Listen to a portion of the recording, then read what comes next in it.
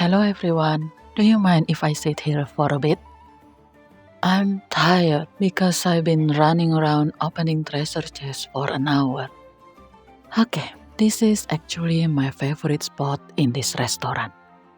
Not many people around. It is secluded. It is peace. That's odd. Dottore?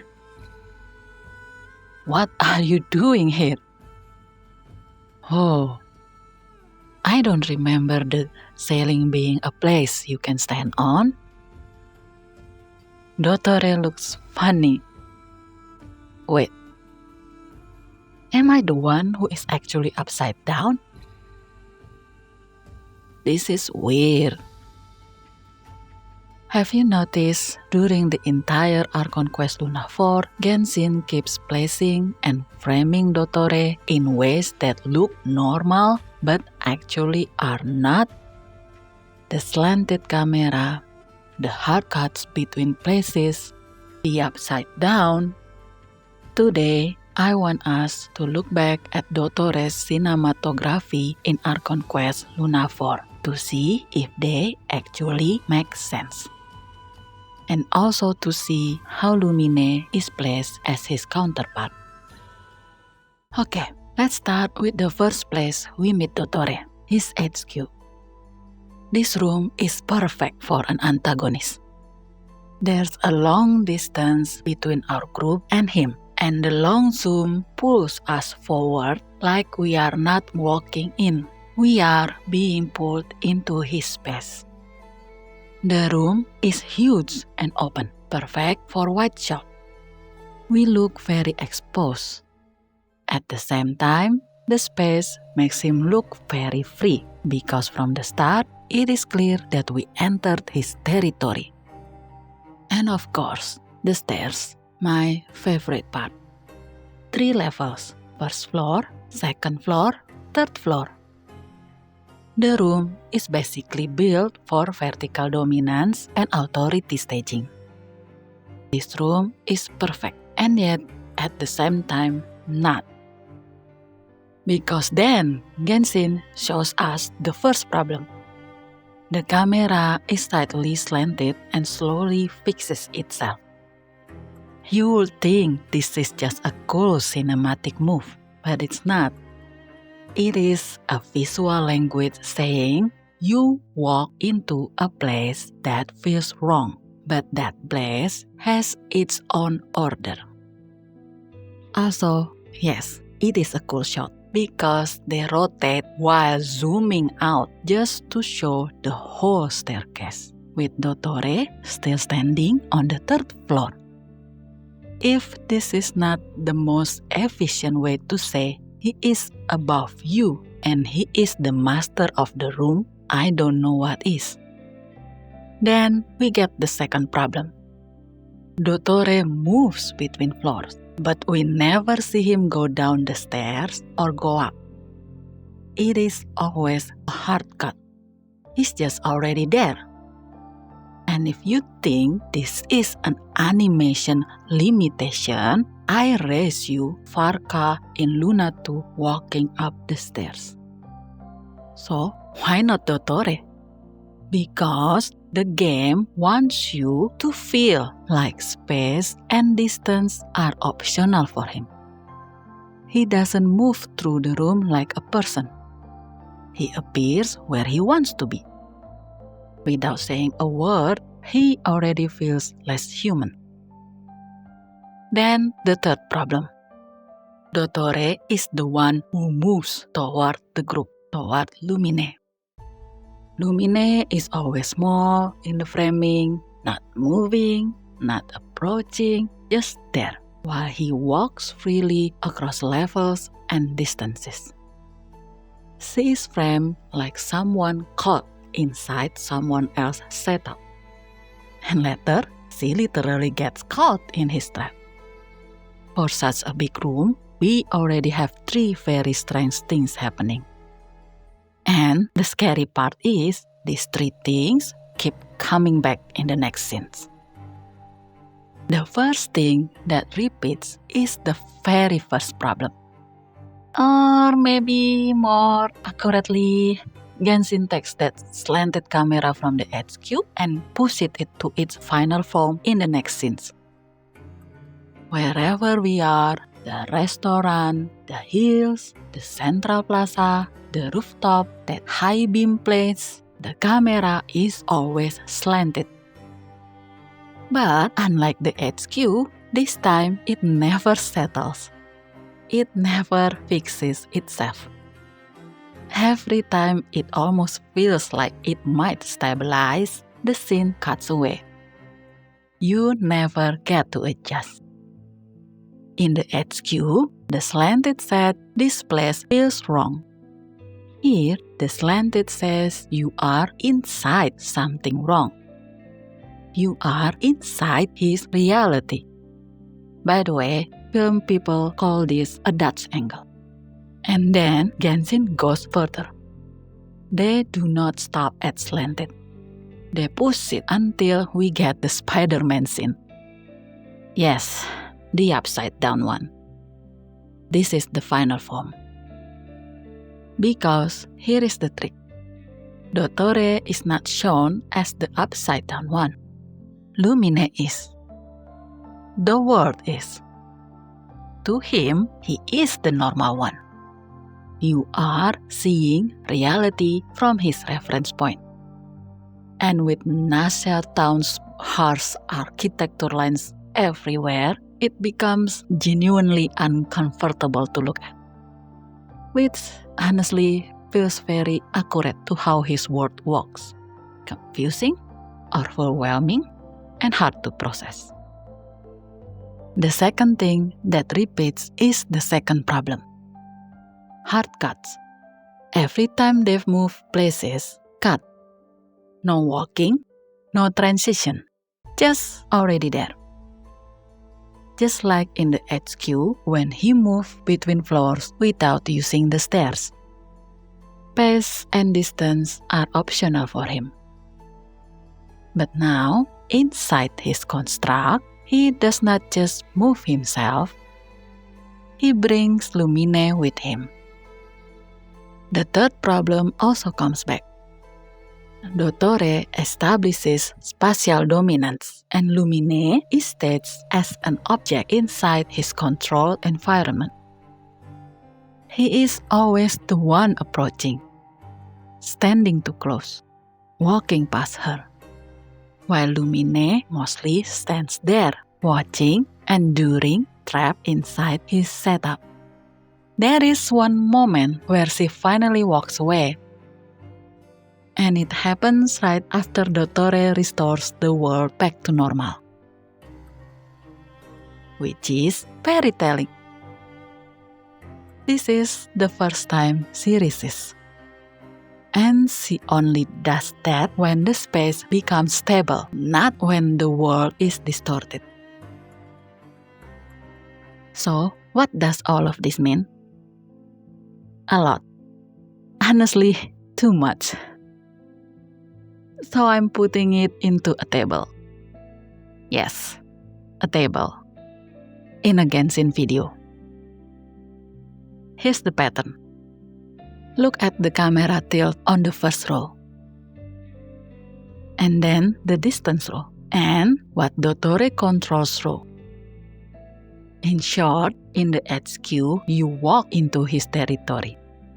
In the later scenes, you are inside his constructed reality. And in the upside down, reality follows his reference, not yours. And one more thing. At the start, Genshin uses glitches to tell you this is a simulation. But halfway through, the glitches disappear.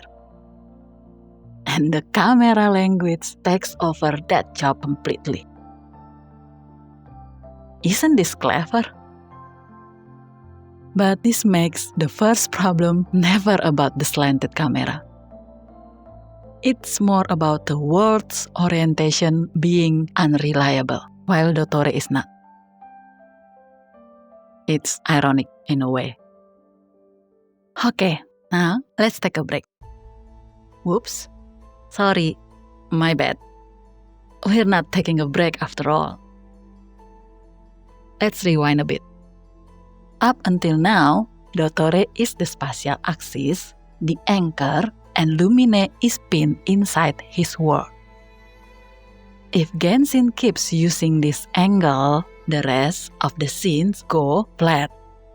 It blends into normal cutscene flow, which means it becomes invisible. So, Genshin does something smart. They rotate Lumine.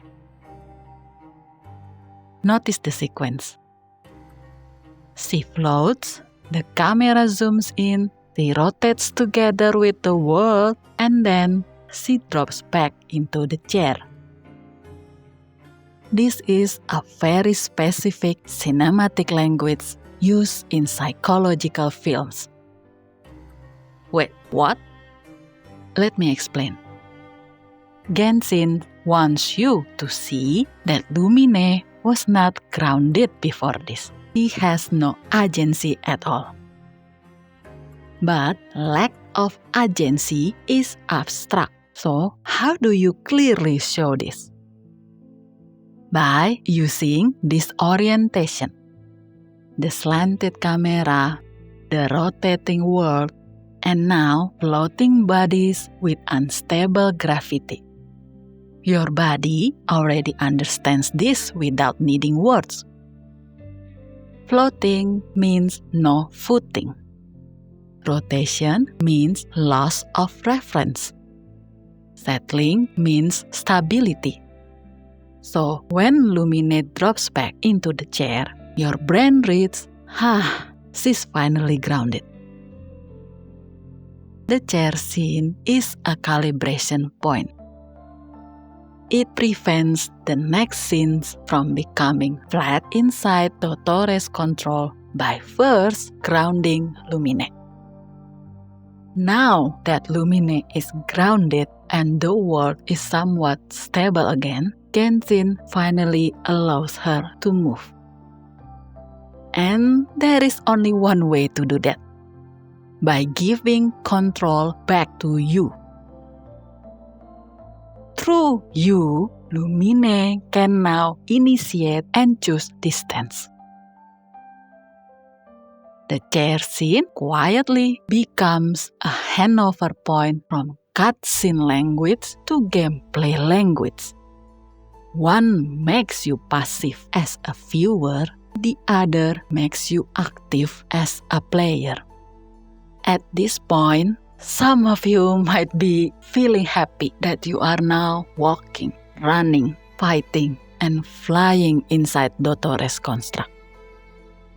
Some of you might be thinking, okay, power shift happened, moving on.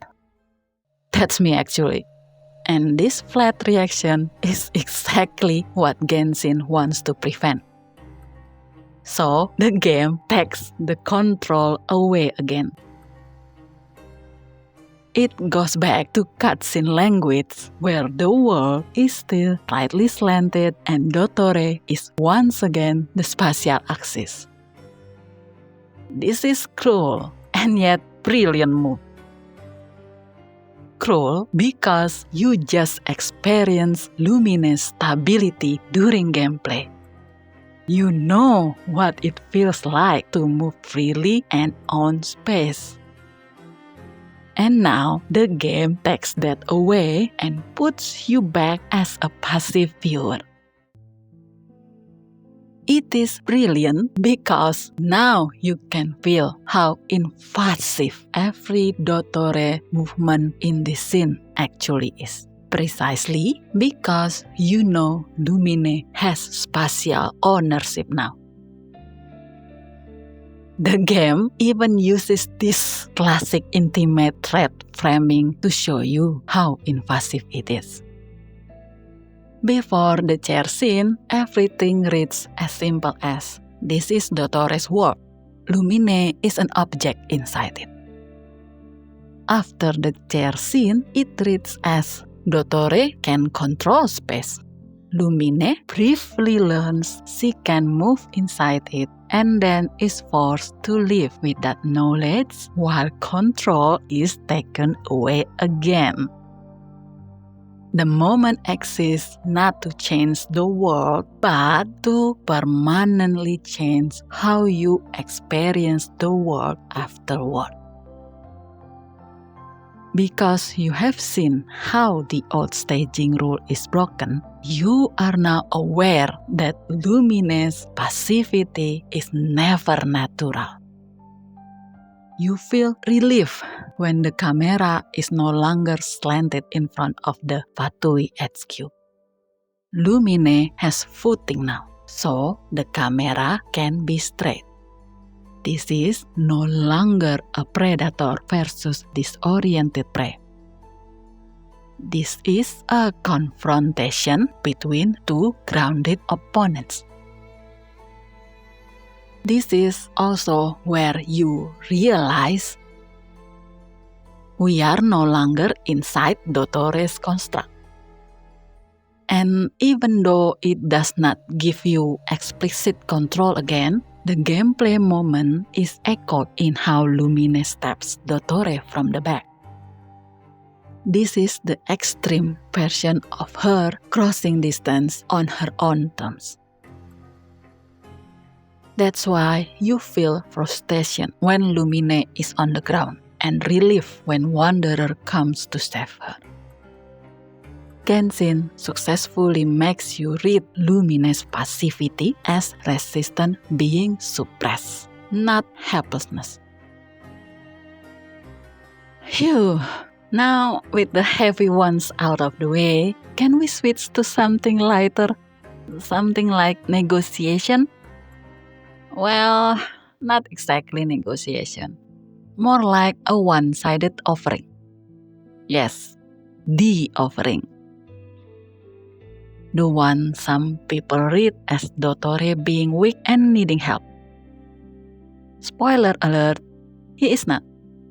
From the start, Dottore never treats Lumine like an enemy to eliminate. He treats her like someone out of place, a specimen to be examined. And the camera keeps proving this. He moves her from place to place instead of fighting her.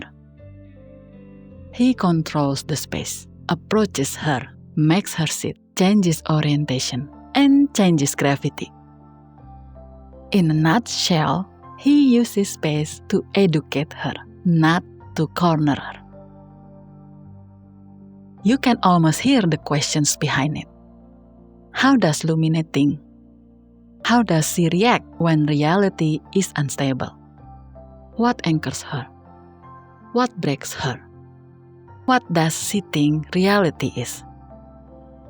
Because from his perspective, Lumine is someone who still assumes the world works normally.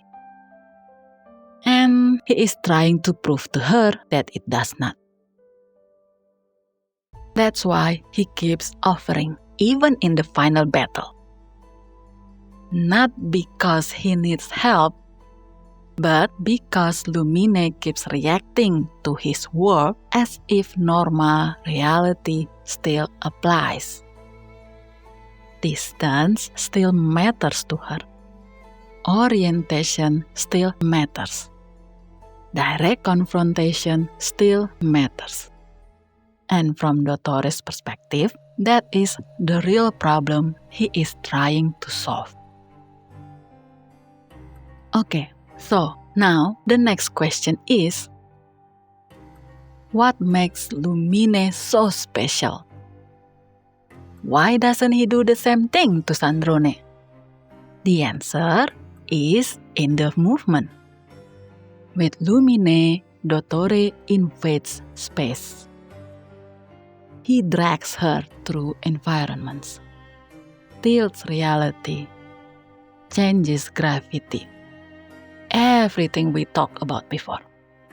But with Sandrone, he stays in the room. He steps down to her level, circles, and then goes back upstairs. And interestingly, when he returns upstairs, he doesn't go back to the third floor. He stops at the second floor, still above her, but not as high as before. The camera no longer needs the room to exaggerate him.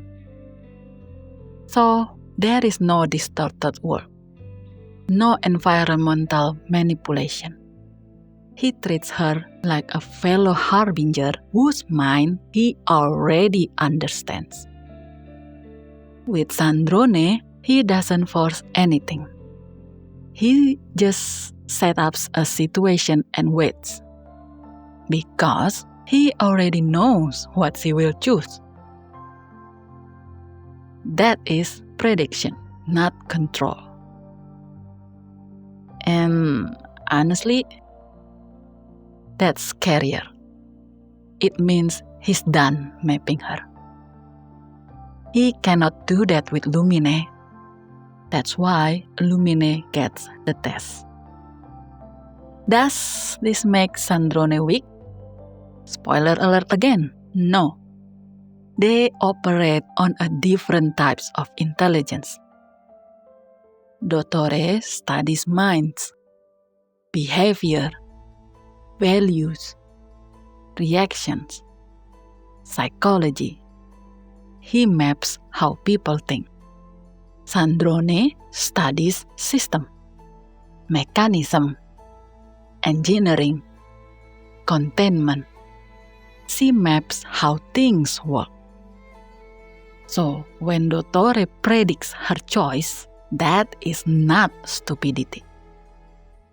That's emotional consistency, which is a strength. Just not useful against someone who weaponizes psychology. But here's the interesting part. Even though he understands how she thinks, he does not track what she builds. Because to him, that's secondary. To her, that's everything. So the relationship becomes strange. He understands her mind. She understands the physical world better than he does. This is why Sandrone can prepare things he does not anticipate. Because he never considers that angle important in the first place. So, when we get to that final battle scene, when he lifts her to his level, chokes her, asserts dominance, then discards her, this is not a random cruelty. This is him saying, "You're trying to fight me on my battlefield." Psychology, hierarchy, dominance. And you will lose here. And if you're thinking, wait, doesn't Dottore also build systems? Yes, but he builds them to control people. His constructs, domains, experiments, even his segments are not engineering goals. They are laboratories to observe people. If the person reacts, he wins. Meanwhile, Sandrone builds devices, mechanisms to control the physical world. Her systems exist to make things function. If the device works, she wins. So it becomes very simple. Sandrone asks, "How can I make this work?" Dottore asks, "What will you do when this works?" And honestly, for me, that's why Sandrone is a bit scarier than Dottore. Because she is the only one who truly understands how dangerous he is. So, after all of that, what did Genshin actually makes us see without saying a single word? that this entire encounter was never staged like a fight.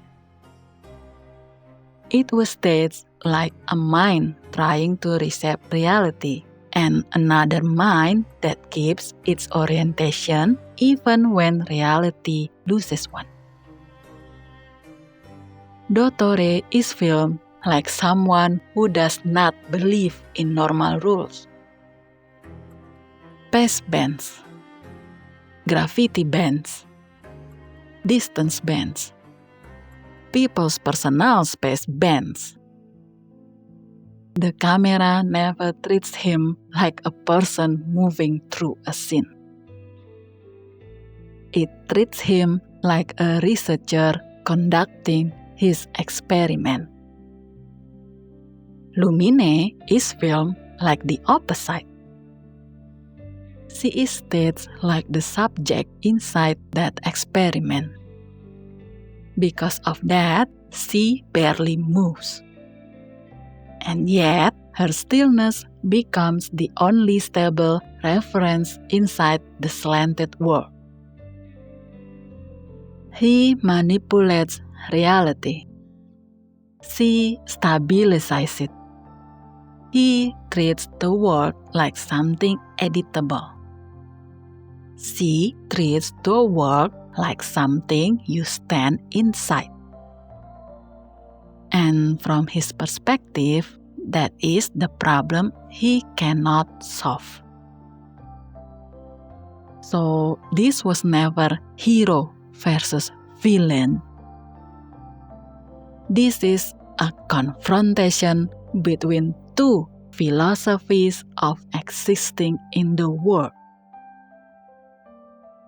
This is a psychological warfare. Finally, the world is stable again, so I guess we can close this video. But doing this made me notice something a bit odd. This is not the first time Genshin gives this character a strange relationship with space.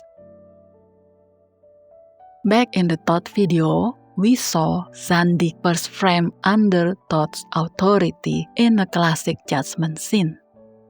But later, in the farewell scene, the environment quietly stopped caring about hierarchy and aligned itself to his exit instead. Looking at Lunavor now, that feels less like coincidence and more like the earliest hint of what he would eventually become. So, if you are curious what that early hint looked like, you might want to revisit that one. I left the link in the description. Anyway, I hope you enjoyed the breakdown. See you in the next video. This has been Anora.